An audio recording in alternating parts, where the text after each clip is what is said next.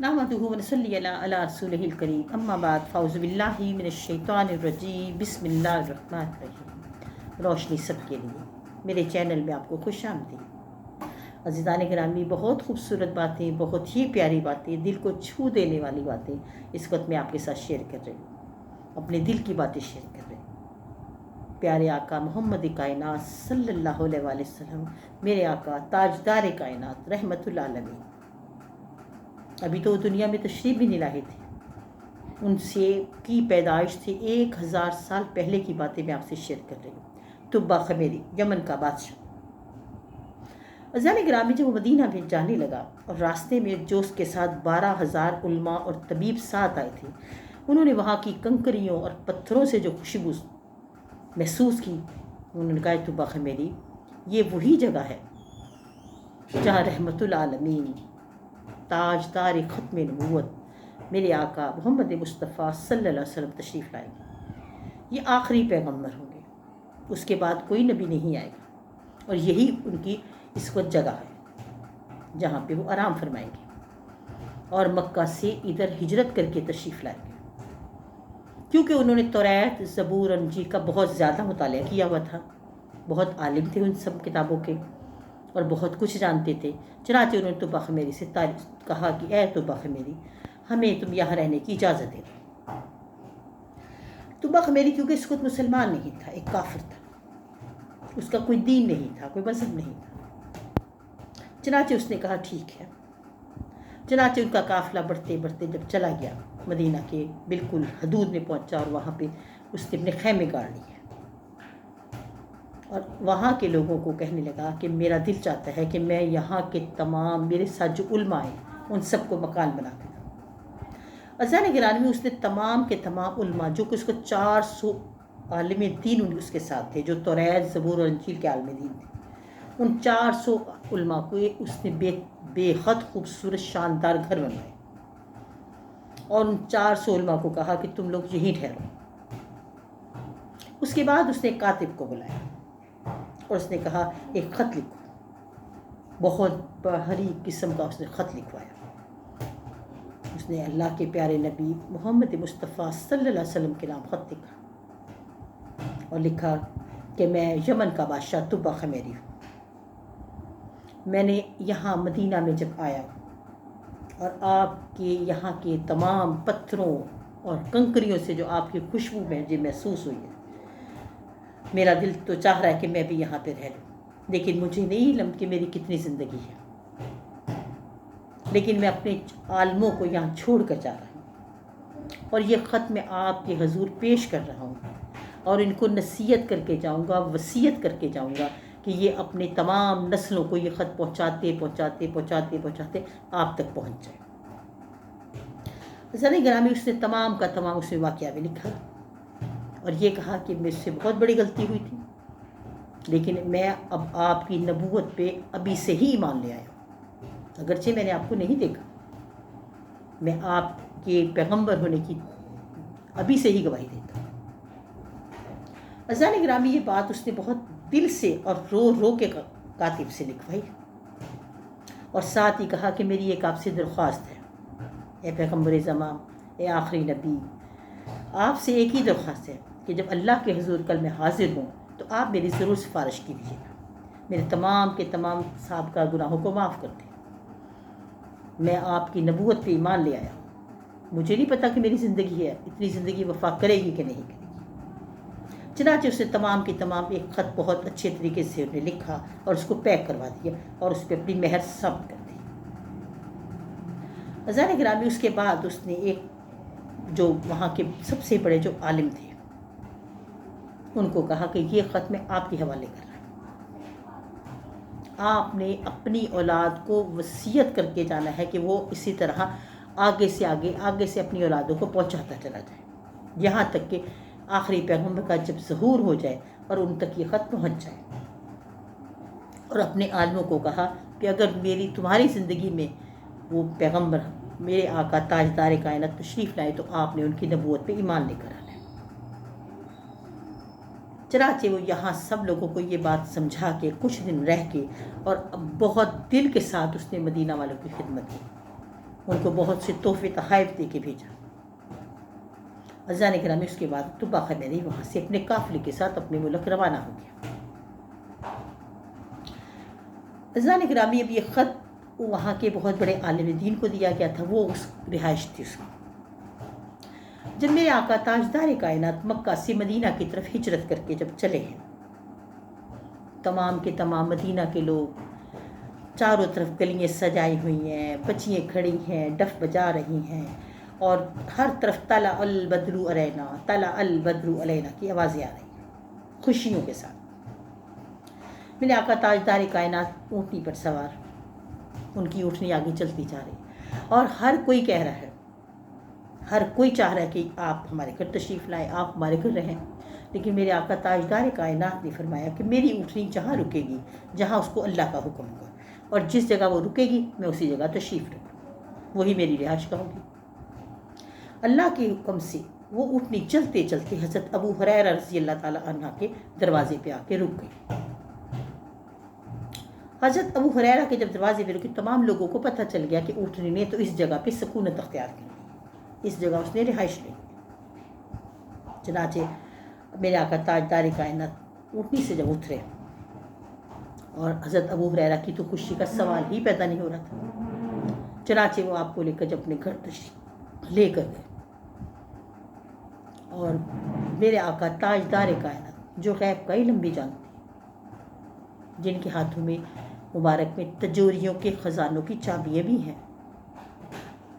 کیونکہ جب معراج شریف پہ آپ تشریف لے کر گئے تھے، اللہ رب العزت نے اپنا دست قدرت جب آپ کے کندھوں کے درمیان رکھا، تو میرے آقا فرماتے ہیں کہ مجھے زمین اور آسمان کے تمام خزانوں کا علم ہو گیا، اور غیب کی باتوں کا بھی علم ہو گیا۔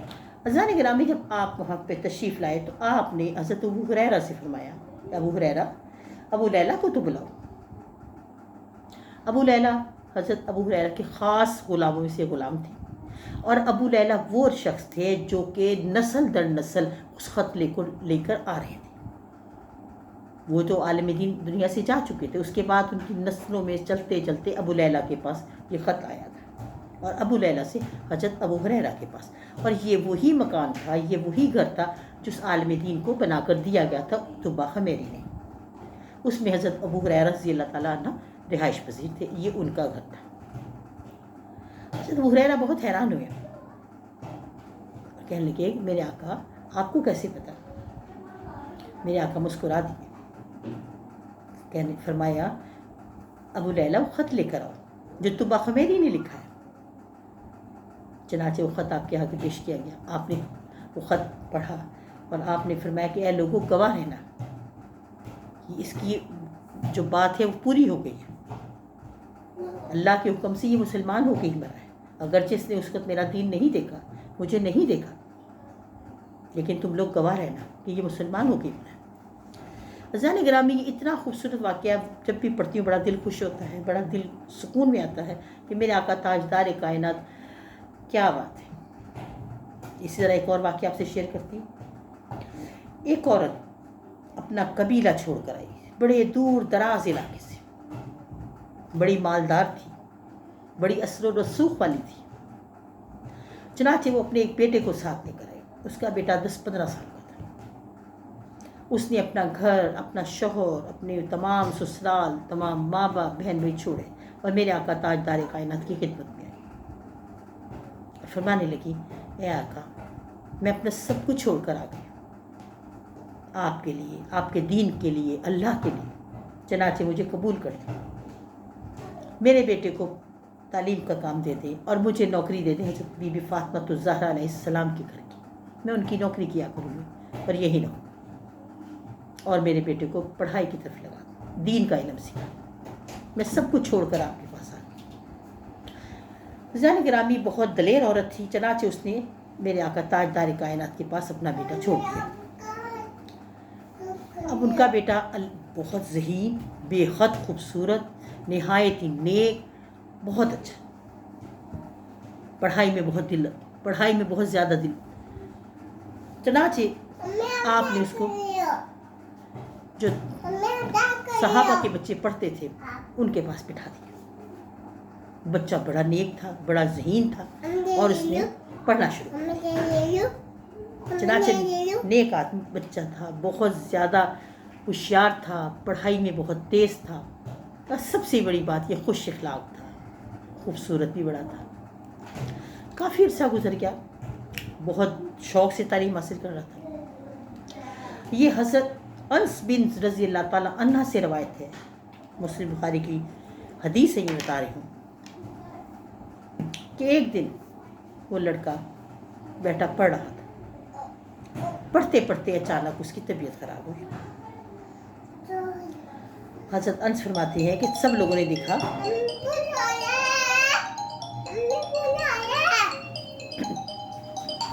چنانچہ اس نے اس بچے کو دیکھا اور کہ اس کی طبیعت خراب ہو رہی ہے، اس کو پانی لا کے پلایا، لیکن دیکھتے ہی دیکھتے وہ بچہ ایک دم سے کمزور ہوا، اس کا جسم لرزنے لگا۔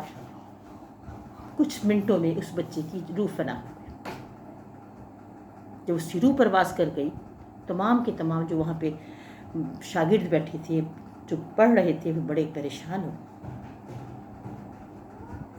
کہ ابھی تو یہ بچہ پڑھ رہا تھا، پڑھتے پڑھتے اس کو کیا ہوا؟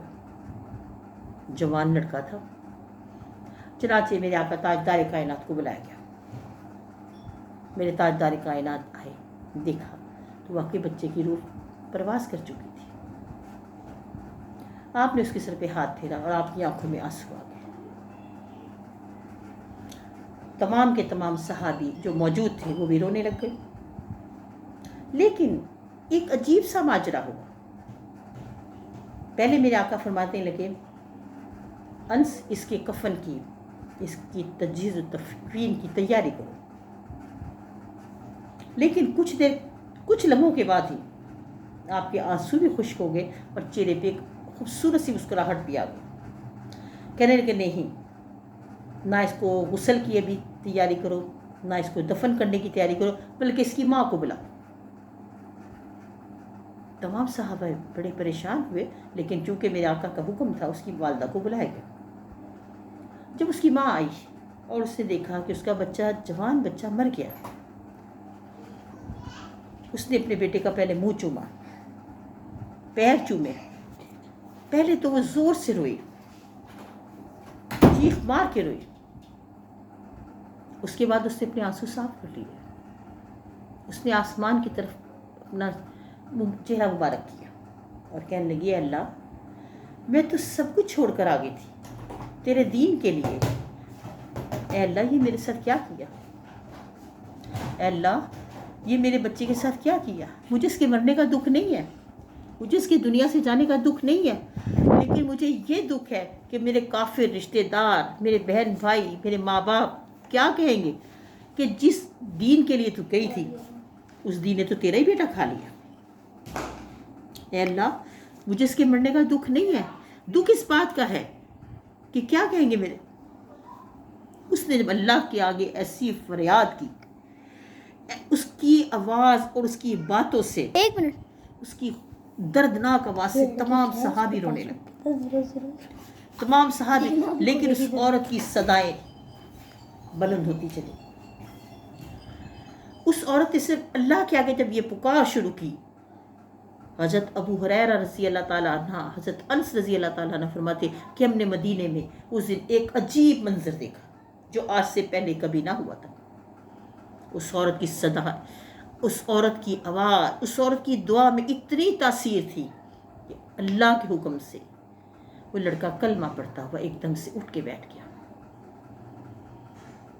عزیزان گرامی، تمام صحابہ کرام نے جب یہ واقعہ دیکھا، آنکھوں سے آنسو جاری ہو گئے۔ عزیزان گرامی، اس لڑکے کو ماں نے زندہ دیکھا، اٹھ کے اس کو سینے سے لگایا۔ میرے آقا تاجدار کائنات آئے، مسکرانے لگے۔ حضرت انس رضی اللہ تعالیٰ، حضرت ابو ہریرہ رضی اللہ تعالیٰ، حضرت زید بن ارقم رضی اللہ تعالیٰ فرمانے لگے، یا رسول پاک صلی اللہ علیہ وسلم، اس وقت آپ ایک دم سے پہلے روئے اور آپ نے ہمیں اس کے غسل کی تیاری کا حکم دیا، لیکن کچھ ہی لمحے کے بعد پھر آپ نے یہ فرما دیا کہ اس کی ماں کو بلاؤ۔ تو آپ اس کی بھی کیا حکمت تھی؟ میرا آقا تاجدار کائنات فرمایا کہ جو میں جانتا ہوں تم نہیں جانتے، بس میں نے آپ سے یہی کہا تھا نا، اس کی ماں کو بلاؤ۔ اس کی ماں نے جو دعا کی اور جو اللہ سے اس نے ایک صدا کی، ایک التجا کی، تو اللہ کا عرش بھی ہل گیا کہ اس کے مردہ بیٹے کو دوبارہ زندہ دے دیا۔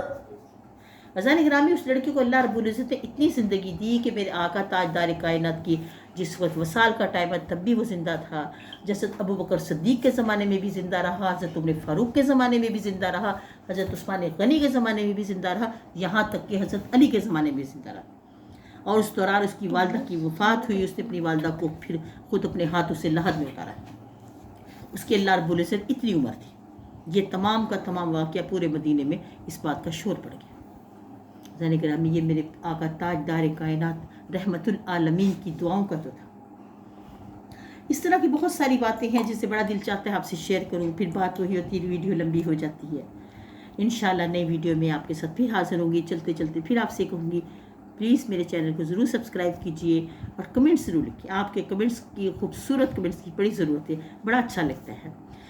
چلتے چلتے پھر وہی بات، اپنا اور اپنا بہت خیال رکھیے گا، دعا میں مجھے یاد رکھیے گا۔ انشاءاللہ نئی ویڈیو کے ساتھ پھر حاضر ہوں۔ فی امان اللہ۔